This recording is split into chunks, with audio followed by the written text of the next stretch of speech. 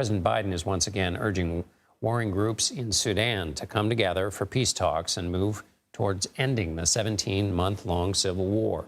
In a statement this week, he said, quote, "I call on the belligerents responsible for Sudanese suffering to pull back their forces, facilitate unhindered humanitarian access, and re-engage in negotiations to end this war." Neither side showed up to the last round of peace talks in August. Biden's urgency is in part over the increased fighting in the western Darfur region in recent weeks.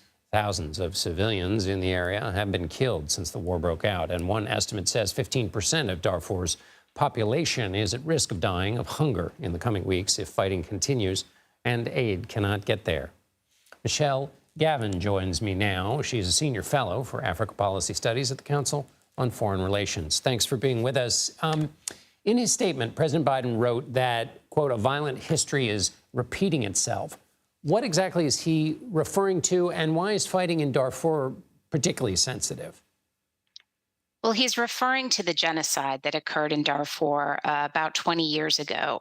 It was a brutal set of atrocities that targeted people based on their ethnicity and led to a very kind of fractious situation that persists today to some degree, with different armed groups forming to protect their communities and then jockeying for power. So I think, broadly, he's speaking to this tremendous tragedy that occurred before. And then today we see again the civilians of Darfur suffering.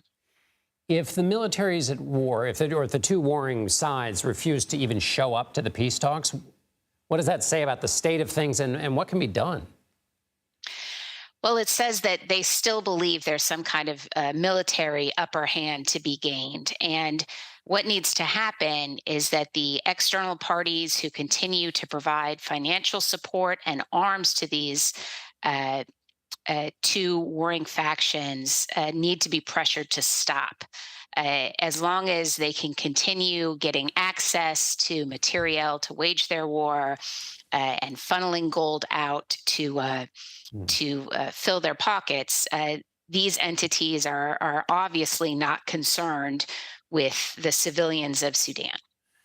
Let's run through some of the dire humanitarian numbers here. At least 20,000 people killed, half the population facing some level of acute hunger, 10,000 people forced to flee their homes.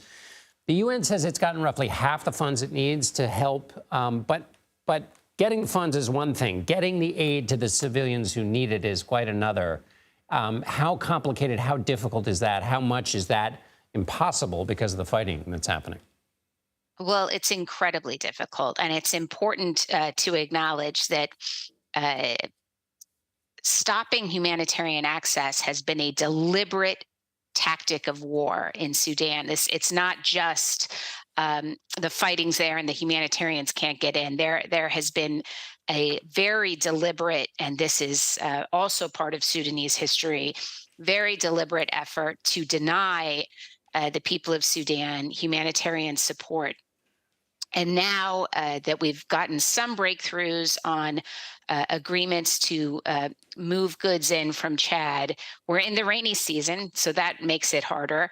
And of course, the terrible fighting around El Fasher, the last city in Darfur that's not fallen to the RSF, also makes it impossible to help people. And so it's right outside that city where you have Zamzam camp, where there is famine right now. People are dying because they don't have enough food to eat.